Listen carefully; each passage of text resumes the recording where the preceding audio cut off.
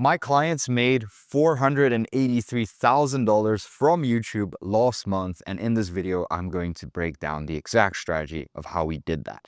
Last month, across 4 clients, we helped generate a combined $483,000 in new revenue, all from YouTube Organic, by the way. No ads, no BS, directly attributed from YouTube. JJ Hernandez, 160K, Kurt Yewdale, 250K, Scott Kelly, anywhere between 40 to 50K.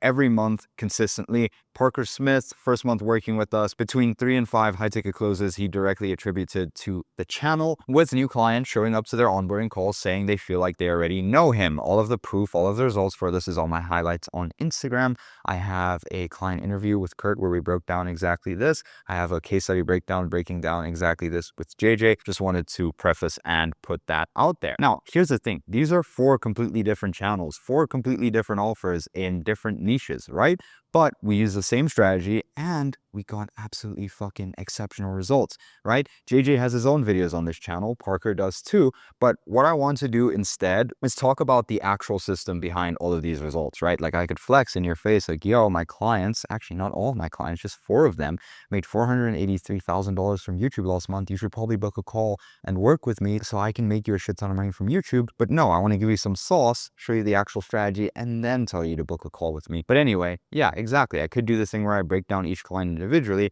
because like the number is real, but the number isn't the interesting part. The interesting part is that completely different people in completely different niches all produce the same outcome from the same underlying structure, right? JJ and Kurt are in high ticket sales. Scott Kelly does growth operating. Parker is in a very interesting niche. He runs a home service business, right? He teaches people how to do that. Yet they all made money with my system. And when you understand what that structure is, you stop thinking about YouTube as just like, you know, a content channel, and you start thinking about it as infrastructure. 5 things, okay? We're going to cover 5 things today. They apply to your channel, regardless of your niche, your offer, or how long you've been posting. Let's get straight into it. So pillar 1, the mechanism. The first thing you need to understand is why YouTube closes high ticket clients in a way nothing else does, because if you don't understand the mechanism, you will always treat YouTube as optional, right? So think about it like this. A cold DM gets someone's attention for about 30 seconds. An Instagram story, maybe 5. A sales call where someone doesn't know you yet is a pitch and everyone on the call knows it. Like they don't come to the call nurtured. They don't come to the call warmed up. Whereas a YouTube video is something completely different, right? When someone watches 12 minutes of you thinking, explaining, just like you are right now, which is why you're going to book a call with me at the end of this video, breaking down complex ideas in plain language without any pressure on their own time, something happens that no other channel can replicate. They stop being a stranger, right? By the time they book a call, they've already decided. They're not selling them on a call. It's an order taking call. Even for my own offer, all the calls I get from YouTube, I don't even need a pitch. They just say, send me the invoice link, which is going to be used soon too as well after watching this video. But anyway, enough of that. Back to the video. Like, you're not selling them on the call. You are confirming what they already concluded. And, you know, my client Scott actually said something to me on our client interview, which is on this channel, that I think about constantly. We were talking about the lead quality he was getting from YouTube versus every other source. And he described getting on a call with a prospect who said he might want to talk to someone else first. And Scott's reaction, and he literally says this on our client interview, it was almost weird that I got an objection. I was like, you know, this isn't normal. I thought he was just going to pay because that's how YouTube's been ever since I've started working with you. An objection felt weird because YouTube leads don't usually give them, just like I said earlier. Another example, one of my clients, Parker, his new clients were arriving to their onboarding calls saying they feel like they already know him, not because he said anything on the call he wouldn't have said otherwise, but because they had spent hours with him watching his YouTube before they ever picked up the phone, right? This is what pre-qualification at scale actually looks like. A DM pre-qualifies nobody. A YouTube video, built the right way, not just any YouTube video, does more trust building than any sales process you could design. The viewer convinced themselves, and then the call is just confirmation. Right? Once you understand that mechanism, the question stops being whether YouTube is worth the effort. The question becomes why you are not going harder on it, right? Which leads us into pillar 2, the foundation. So what YouTube is really, and I'm surprised most content agencies don't even know this, is it's a recommendation engine, right? Its whole job is to figure out who to show your videos to. And it does that by building a model of your audience, right? Who exactly is clicking? Who exactly is staying? Who comes back for more after watching one video? But to build that model, it needs consistent signals, right? It needs to understand what this channel is about, who is it for, and what those people do when they find it, right? If your videos are all over the place, if there's no thorough line connecting them, if you're just making videos in isolation with no viewer journey, a cold viewer is going to land on your channel and cannot immediately understand what they are going to get here, right? YouTube cannot build that model. It cannot find your audience, and then your channel sits, it gets no views, and most importantly, it books you no calls, right? This is why the anchor video is not optional. It is not the most exciting video you will make, but it is the most profitable. It's not the one that goes viral, but again, like I said here, it is the most profitable and important piece of content on your channel. The anchor video has one job. This is what it is. It explains what you do and who you are to someone who has never heard of you. Basically kind of like a free course, but you need to frame it in a way where it's not like just a generic free course, since everyone has ripped that, but I'll show you how to do that in another video. Anyway, yeah. Your anchor video needs to be clear, complete, built specifically for cold traffic, right? It's the foundation every other video references back to. This is where at the end of your videos, when you do your main CTA, you say, oh, also, by the way, I made a free course that breaks down X, Y, and Z. It's the video on screen right now. Without it, everything else you post is building on sand. When we posted Parker's second video, a full model breakdown specifically as an anchor for cold audiences, here's what happened. This is actually updated. It's at 5K views right now. But as you can see here, 3,622 views. This video right here.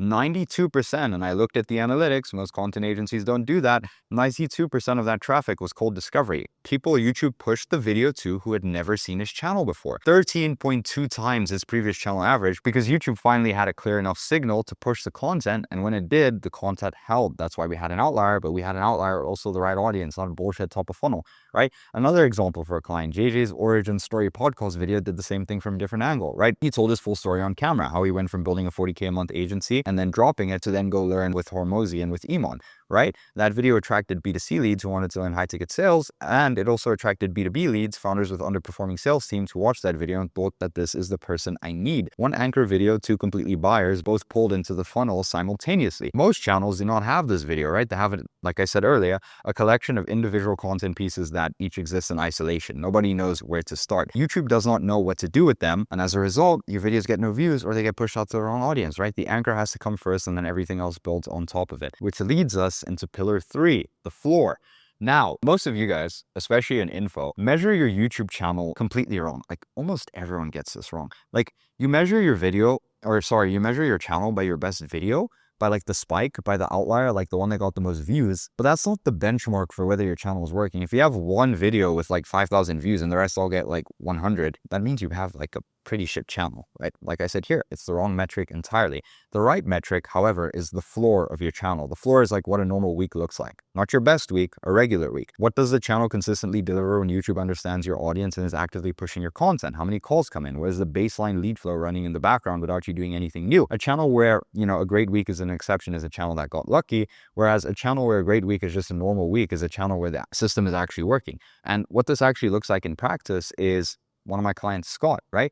Forgetting his B2B clients, he hasn't done any meaningful outreach in over 60 days. He said this in one of his videos, not because he stopped working, because he doesn't need to. His YouTube is running at, this is just his YouTube, by the way, it makes a lot more money than this. I just wanted to preface, but his YouTube is running at 40 to 50K in new cash every single month. Consulting deals, by the way, not just B2C, consistently, mainly consulting. It's not tied to any single video going viral. In fact, Scott, if you're watching this, you need to lock in and film more to it so we can make more money.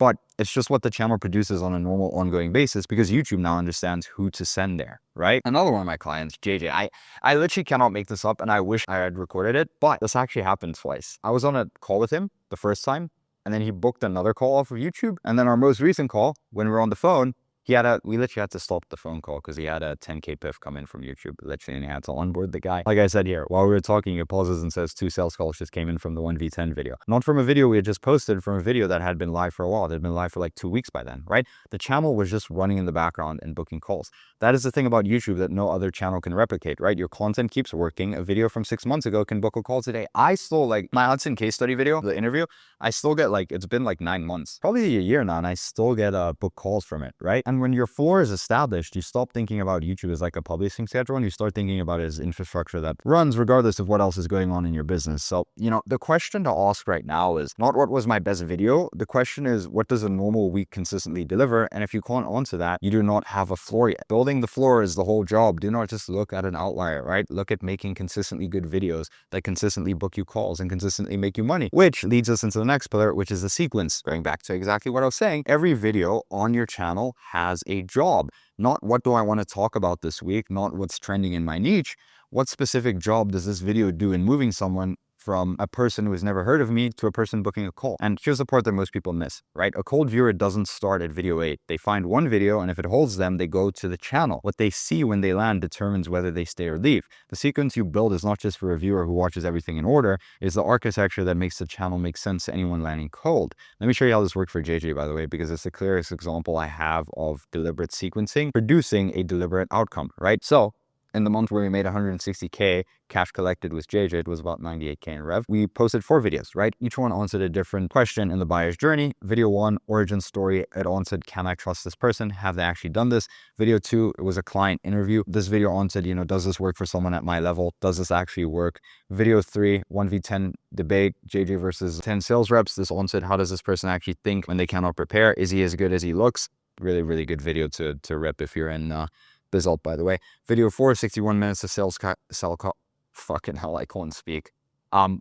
61 minutes of sales psychology. Editor, you can keep that in. That was funny as fuck. But anyway, yeah, this video's job wasn't to attract new people. Its job was to close the viewer who had been watching for weeks, who believed in JJ. They were probably seriously considering working with him, and they just needed a final reason to commit, and then we gave them a shit ton of value. By the time someone had watched all 4, every objection was gone. Like, they weren't warm. They were fucking hot and they were ready to pay. They were like, send me the fucking invoice, right? And that's what a sequence does. Every video reduces friction for the next one. Each one moves the viewer forward. And by the end, the call is not a sale. It's a confirmation of a decision they already made. You really need to start thinking of the YouTube videos you make, especially if you're in info, as like a Netflix series, right? You can post one video that's about okay, here's who I am and what do I do. Here's how I got started. Here's what the model is and why it's better than everything else. Here's how to start the model. And then, based off of that, different subsections of what you covered in here, and here's how to start the model, make specific videos for that. This is a really bad example. Sorry, guys. It's fucking 5 a.m. and I haven't slept. But the whole idea is you want to give them a reason to keep watching. Because if you give them a reason to keep watching, YouTube is going to see that. It's going to want to promote your channel more. And also, it's going to see who the right viewer is. And it's going to keep showing it to similar people, which all in all, most importantly, will make you a shit ton more money, right? Like I said here, every video reduces friction for the next one. Each one moves the viewer forward. And by the end, when they do book a call, it's not a sale. It's just a confirmation of a decision they already made. Another one of my clients, Kurt, when he first came to us, he was just picking video topics every 7 days based on whatever he could think of at the last minute. He didn't have a system, right? When we built a proper sequence with this framework video as the anchor, not this one here, this is the one before that, the free course, YouTube finally had consistent signals to work with, and he did a record month, no ads or organic. This is absolutely insane. I have a full client interview with Kurt about this. Obviously not attributing all of this to us, but we did play a part. He did say YouTube did play a big part, and we absolutely crushed. Kurt's a killer. Anyway, that leads us into pillar 5, the data layer, the loss principle. And most agencies skip this entirely because they simply honestly don't know how to read YouTube analytics. And the system doesn't end when you post. YouTube gives you information every time a video goes live. Who's clicking, who's staying, where's that traffic coming from, what is being pushed and what is being ignored. And if you want to make money with YouTube, this is the most important thing, right? Every number in YouTube Studio is a signal. And if you're not reading those signals correctly, most agencies see, oh, impressions, oh, CTR, oh, I need it. You're guessing. And guessing is why most channels plateau. Before you build anything, the first job is to find out what YouTube is already trying to do with your channel. Because if you're in info right now, and if you've been posting for a while, and your channel isn't already having traction, or it's not getting you the results you want, I can guarantee you within your analytics, there is a signal that YouTube's giving you of what to improve or what to do more of that you have an action on. I see it with every single client that I bring on who has been posting by themselves. It's different if you're starting from scratch and there's no data. But I'll give you a good example. Parker, when Parker came to me, he had a video sitting on his channel with a 13% click rate. It didn't have that many impressions, but the CTR was super, super high. It was on browse too as well. A healthy browse CTR in the space is 4 to 8%. Above 8 is excellent. The video had 13%. When YouTube showed it to someone, more than 1 in 8 people clicked. So the demand was already there before we started working together. The problem was, like I said here, the video only had 1,000 impressions because YouTube had not yet built a clear enough model of his audience to know where it's. This is another thing too as well. If your videos are getting high CTR but low impressions, YouTube just hasn't built a clear enough model of your audience, and all you need to do is keep posting. It takes a while with info, but if you're making the right videos, you can still make money off of those videos immediately because you don't need to reach the most people. But if your bottleneck is views and your bottleneck is volume, and you see that your impressions aren't that high, but your CTR and your AVD are, literally just keep posting. YouTube's going to build a clear enough model of your audience, and you are going to cook. So many people give up before that. It's crazy. Anyway, back to the video. I'm giving you guys too much sauce. The data told us where the demand was before we wrote a single word of strategy. And yeah, you just need to find that signal first. You build on top of it. And, this video had 186 views. Most people would have looked at that and think it failed. But the right read is like YouTube barely tested this, right? But when it did, the audience responded at an exceptional rate, which is a demand signal. And that is where you doubled down. This is why a monthly check is non-negotiable. We do this weekly for our clients, but a big monthly check, after every video goes live, you look at the same thing. CTR relative to the channel average, where the traffic is actually coming from. Is it cold or is it an existing audience? How long people are staying relative to the length of the video? Ratio of views to impressions, which tells you which video found the most new people efficiently, not which one got the most raw views, right? Which one got through to the right people with the fewest impressions. Whatever that video was, the topic, the format, the title, structure, that is what you build more of next month. All of that said, the metric that sits above everything else is revenue, right? It's the most important thing. Which videos are actually making you money? Views tell you what YouTube is doing, but revenue tells you if the system is actually working for your business. The way you track that is straightforward. Custom UTM links in the description so you can see which videos are driving traffic that converts. And then also what you should do is whenever you close a new client, ask them directly which piece of content made them want to book a call, have them name a specific one. Most of them will. And then once you know which videos are generating closes, those are the ones that you go back into the analytics on. Look at if you're already in info, if you've been posting for a while, maybe your content's already somewhat good. Literally just ask your existing clients that who came from organic, set up tracking, make sure it's a system. Look at those specific videos, know how to read analytics, and then just double down on that. Check the CTR, the retention curve, the traffic source split, right? Because those are the videos worth optimizing hardest and the formats worth doubling down on next month. Everything else in this data layer is, in service of that one question. Which videos are making you the most money? Start there and work backwards. Another one of our clients, Kurt, he was deep inside his own business, right? It's almost impossible to see your content from a cold viewer's perspective when you've been living the material for years. Things that feel obvious to you are not obvious to someone finding your channel for the first time. The data is what pulls you out of that. It shows you what a cold audience actually responds to, not what they think you should. That's literally what we did with Kurt when we started. And then, yeah, one more thing worth naming, the anchor video you make, the free course, the origin story, whatever it may be, it's not forever. 6 months from now, 12 months from now, your offer will have changed. Your results will be stronger. Same with your positioning. At some point, you rebuild it, but the foundation does not stop being the foundation, but it does need to be updated as, what it is supporting changes. This is a dynamic system. You build, you read, and you adapt. That's literally YouTube. That's literally it. You don't give up. I did a test, by the way, little side note. I did a test with all my clients. If they keep posting after the first month, they stay with us for at least another 6 months. And you know why that is? Because the first month's the hardest, because you just need to get through it, but you just need to keep posting. And then they stay with us because they're getting results. They wouldn't pay us if they don't get results. So you build, you read, you adapt. Right? But yeah, these aren't 5 separate tactics, okay? It's not tactics. It's a fucking system, okay? They are 5 layers of the same system. The mechanism is why YouTube works at all for high-ticket offers. The foundation gives YouTube the signal it needs to find your audience. The floor is how you know the system is actually running and what you actually want to look at and build towards. You always want to have a higher floor. The sequence is what moves the viewer from stranger to book call and also builds that floor. And then the data layer is how you make it compound over time instead of just hoping the next video does better than the last one, right? $483,000 last month across 4 clients didn't come from just 4 good videos. It came from 4 channels all running some version of this system. The mechanism is the same. The execution looks different for every channel because every offer, every audience, and every creator is different, right? But the underlying structure is always the same. If you're posting and not seeing results like these, one or more of these 5 things is missing. Usually it's the foundation, the sequence, or both. And trust me, it is fixable. Now, here's where I'm going to pitch you and here's where you're going to book a call because this was an amazing video and I gave you way too much sauce, but you're probably too busy running your own business to go ahead and implement it. So you should just pay me to do it and make you a shit ton of money. You're going to 3x your investment within the first month. Just kidding. Maybe. Results vary. Anyway, if you want the full system applied to your channel, your offer, your audience, that's exactly what we do on both YouTube and Instagram. Strategy, scripting, editing, posting, completely done for you. We have weekly calls with all of our clients for the first month. After that, bi-weekly calls. I'm not just going to hand you off to some junior account manager like a lot of other agencies in this space do. You'd be surprised. But yeah, all you need to do is film. The link to book a call is in the description. It's the first link. And if you have not watched the Parker breakdown yet, it's not right here on screen yet since I haven't filmed it, but that will be the next video. Within the first month, we pretty much rebuilt his channel from scratch. He was averaging 200 to 300 views for a year. And then as soon as we came in, our average is now 4,000 views a video in a very, very niche market. So if that's you, if you sell to an affluent audience, you should watch that. Or if you're an info and you still do biz op, you should still watch that because there's some sauce. But yeah, appreciate you guys for watching. Gonna be more consistent with these, I swear. And if you want results for your channel, book a call. Peace.